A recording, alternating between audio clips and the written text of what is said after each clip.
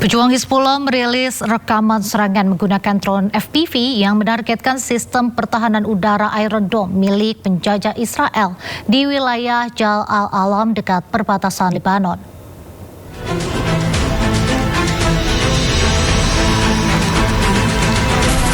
Inilah detik-detik saat drone FPV pejuang Hizbullah menargetkan peluncur roket sistem pertahanan udara Iron Dome milik penjajah Israel.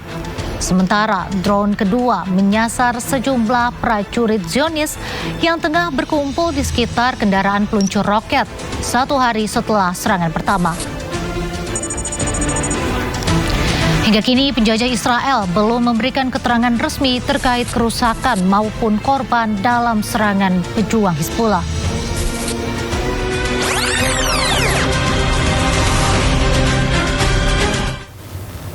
Di tengah gencatan senjata, Israel mengklaim telah menyerang 40 lokasi yang diduga milik Hizbullah di Lebanon Selatan.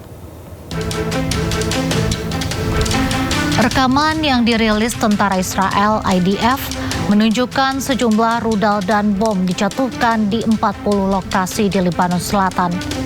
Bangunan dan aset-aset yang diduga milik Hizbullah hancur. IDF menyebut serangan ini menargetkan pusat komando dan lokasi peluncuran rudal yang digunakan Hizbullah untuk menyerang Israel. Serangan ini dilakukan sepanjang akhir pekan lalu. Adapun Kementerian Kesehatan Lebanon menyebut serangan Israel di Lebanon telah menewaskan 2.795 orang dan melukai lebih dari 8.000 orang.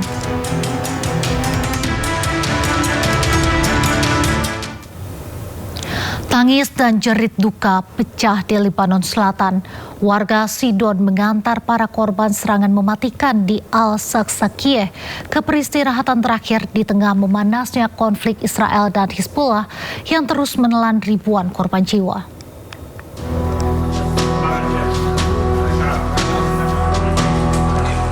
Suasana duka menyelimuti kota Sidon, Lebanon Selatan, saat warga menggelar prosesi pemakaman bagi korban tewas akibat serangan di Al-Saksakiyeh. Terlihat, petugas pertahanan sipil menyiapkan jenazah untuk dimakamkan. Tangis keluarga pecah saat para pelayat memeluk peti jenazah dan menaburkan bunga mawar sebagai penghormatan terakhir. Sedikitnya 7 orang tewas dan 15 lainnya terluka dalam serangan udara Zionis Israel yang terjadi di distrik Tire. نستشهد العيلة اختي وولادها اختي وولادها اختي وولادها ابنها هاني هو وولاده عنده صبيان وبنت ومرته خمسة راحوا شو ذنبن هون ما في عم بيقولوا سلاح كذابين هون إسرائيل كذابة. Militer Israel belum memberikan komentar terkait serangan tersebut. Namun sebelumnya, juru bicara militer Israel telah mengeluarkan peringatan evakuasi bagi sejumlah desa di wilayah Tire dengan alasan adanya operasi terhadap target Hizbullah. Lebih dari 10.000 orang menjadi korban akibat serangan Zionis Israel di Lebanon. Dari jumlah tersebut, 2.000 orang tewas dan 8.000 lainnya terluka.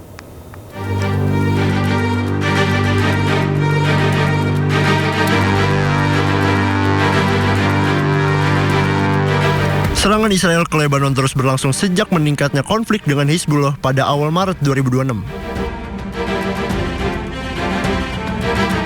Sejumlah bangunan di Lebanon Selatan hancur akibat serangan militer Israel.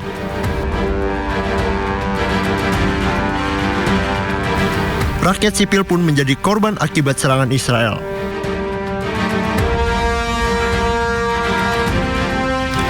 Kementerian Kesehatan Lebanon melaporkan belasan ribu orang menjadi korban. Hingga 10 Mei, tercatat 2.795 orang meninggal dunia. Sementara korban terluka mencapai 8.586.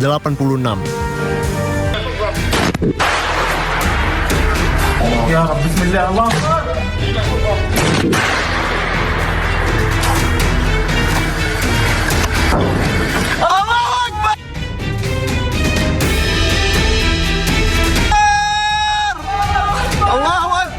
Allahu Akbar ya Muhammad.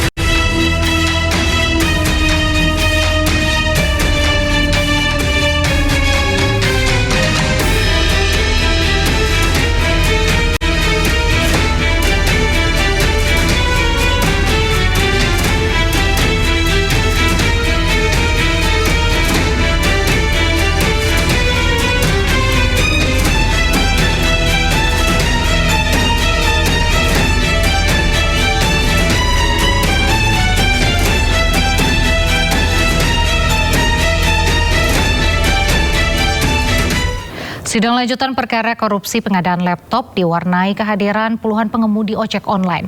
Sopir ojol hadir untuk memberikan semangat kepada terdakwa mantan Mendikbudristek Nadiem Makarim. Setibanya di Pengadilan Tindak Pidana Korupsi Jakarta Pusat pada Senin ini, Nadiem disambut puluhan pengemudi ojek online. Para pengemudi memberikan teriakan penyemangat bahkan pelukan sebagai bentuk dukungan untuk Nadiem. Di dalam ruang sidang, pakar komunikasi politik Rocky Gerung juga hadir memberi semangat. Sidang hari ini beragendakan pemeriksaan terdakwa dalam perkara dugaan korupsi pengadaan Chromebook di lingkungan Kemendikbudristek. Nadiem didakwa terlibat dalam kebijakan pengadaan perangkat Chromebook yang disebut merugikan keuangan negara. Dakwaan jaksa disangkal kuasa hukum yang menyebut kebijakan pengadaan dilakukan untuk mendukung digitalisasi pendidikan nasional.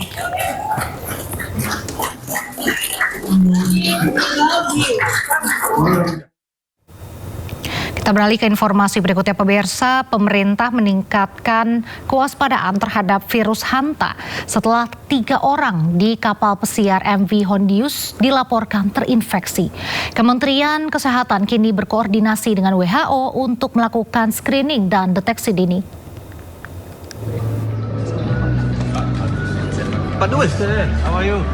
Menteri Kesehatan Budi Gunadisadikin memberikan tanggapan terkait virus Hanta yang kini tengah menjadi sorotan internasional setelah muncul kabar 3 orang terinfeksi di kapal pesiar MV Hondius di Tanjung Verde. Budi mengatakan bahwa pihaknya telah berkoordinasi dengan World Health Organization untuk mengatasi penyebaran virus Hanta. Pemerintah juga menyiapkan langkah screening termasuk rapid test dan pemeriksaan menggunakan VCR. Virus ini kan virus yang lumayan berbahaya. Jadi kita udah koordinasi dengan WHO. Kita untuk bisa lakukan screeningnya. Ya. Kita beruntung sekarang kan mesin PCR kita udah banyak. Jadi untuk deteksi virus ini harusnya bisa lebih mudah. Cuma dipastikan reagennya masih khusus. Meski virus Hanta disebut cukup berbahaya, hasil pemantauan sementara menunjukkan penyebarannya masih terbatas di MV Hondius di Tanjung Verde dan belum meluas. Kementerian Kesehatan saat ini memfokuskan pengawasan atau surveillance agar penanganan dapat dilakukan dengan cepat jika virus tersebut benar-benar menyebar. Tim Liputan iNews melaporkan.